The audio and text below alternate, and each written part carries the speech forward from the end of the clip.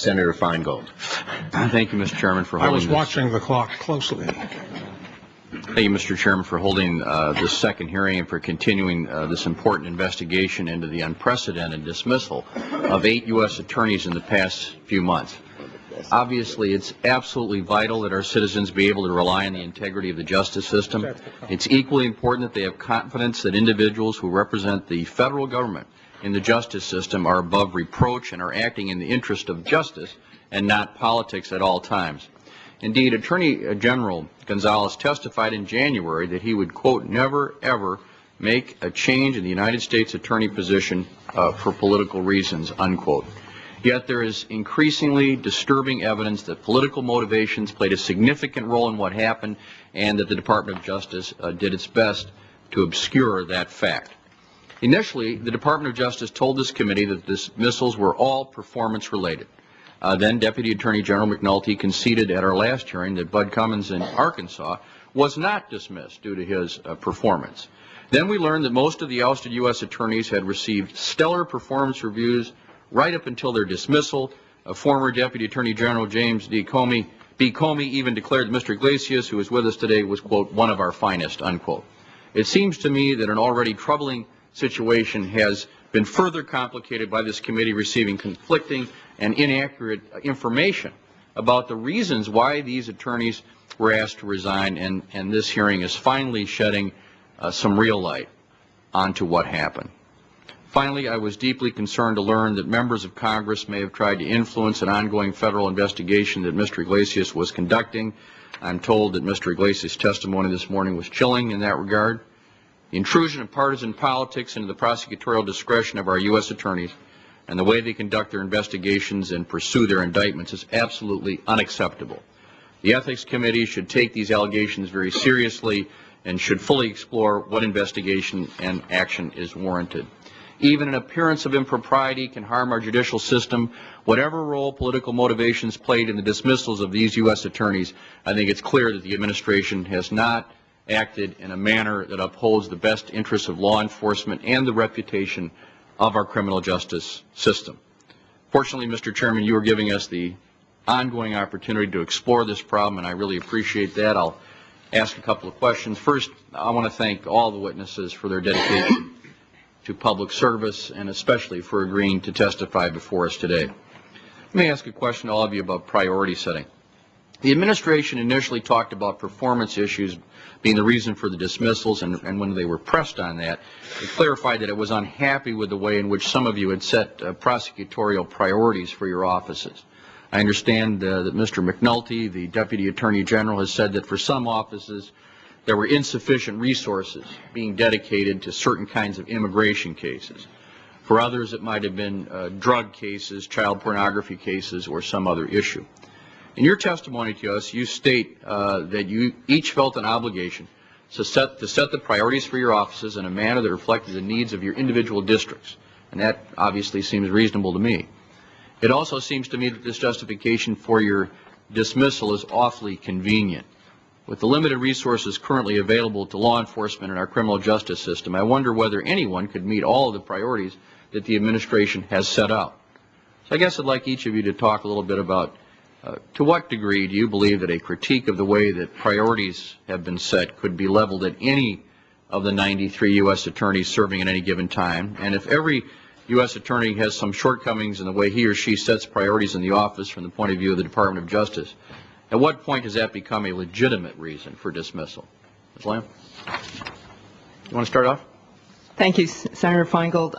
I think it is, as you point out, a difficult job for every U.S. attorney. Since we entered on duty 4 or 5 years ago, depending on the case, we have heard we've been asked to pursue priorities in virtually every area, ranging from corporate fraud to cyber crimes, child pornography, firearms, drug cases, fraud cases, and identity theft, and the list goes on and on. Those priorities never really are ever retracted. They're just added to. And I think that it is an important and vital part of the U.S. Attorney's responsibilities to evaluate the crime problem in his or her district and their interaction with local law enforcement to see who can carry which area of crime so that there's the best coverage, if you will. Terrorism, of course, was the primary goal for U.S. attorneys' offices after 9/11, and so that used an enormous number of resources as well. So it is a balancing act that all U.S. attorneys engage in, as members of this panel know. And it does concern me that lack of pursuit of one of 20 or 30 priorities would be used as a reason to remove a United States attorney, particularly where the dialogue had not risen to that pitch. In other words, there had been no confrontation or ultimatum, and in fact, quite the opposite, that there was reasoned discussion and seeming acceptance and understanding by the department as to the balancing of priorities in the district. So you were never informed by any DOJ people, top people, White House people, that they were unhappy with this aspect of your performance, the priority setting, is that right? Certainly not to this level. There were sometimes inquiries made. I many times engaged in discussion and always felt that the department understood and accepted and supported my approach to various priorities. So the comments could not be characterized as signifying that they were unhappy with your choice of priority? No, sir. Iglesias? I'd like to just read a sentence from Mike Battle, dated January 24th, 2006 to me. I want to commend you for your exemplary leadership in the department's priority programs, including anti-terrorism, weed and seed, and the Law Enforcement Coordinating Committee. At no time did I receive any communication from Maine Justice that I was not following the priorities of the Department of Justice. Thank you. Okay. Senator, I was never advised by the Department of Justice that I was failing to follow its priorities or that my office was ineffective in any way, shape, or form. In fact, I think I had the most current evaluation by the Department of Justice, which was finalized in September 22nd of 2006. And I know that my leadership was cited. More important to me, the work of Assistant United States Attorneys and the staff people in my office was cited, I think, in very outstanding terms. And so I think it's fair to say, and I know that you've had witnesses here who have downplayed the importance of these evaluations, and I can assure you, having gone through 2 of them, having 27 people from the Department of Justice interviewing 170 people in my district and on my staff for over 2 weeks is not an insignificant evaluation.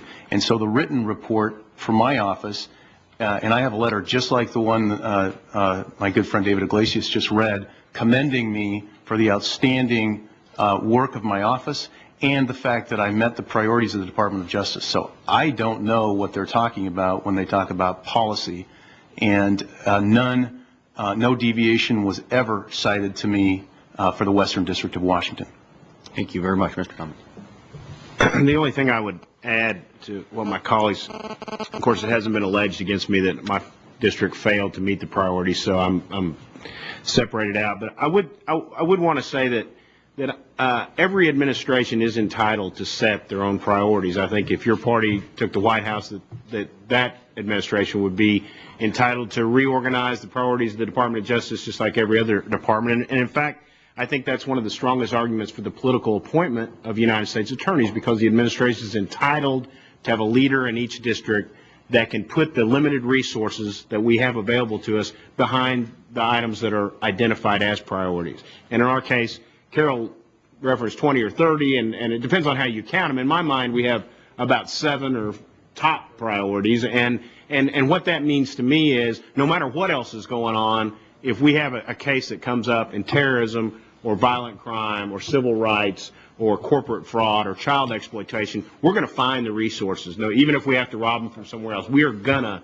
respond to those cases. And that, I think it's useful for us to know what those priorities are, and it's important that administrations resist the temptation to add to that list indefinitely at the point where, because if you have too many priorities, there are no priorities. But that being said, I think it's very important and a huge part of our jobs as presidentially appointed and confirmed United States attorneys to recognize the priorities of the administration and make sure that those are reflected in our district. Every district is different. Let me just ask one more question, Mr. Iglesias. You said that when you received the call from Mr. Battle on December 7th, he told you the decision came from, quote, on high, unquote. What did you think he meant by that? Two possible sources, White House counsel or the fifth floor, which is where the AG and deputy work. Thank you, Mr. Chairman.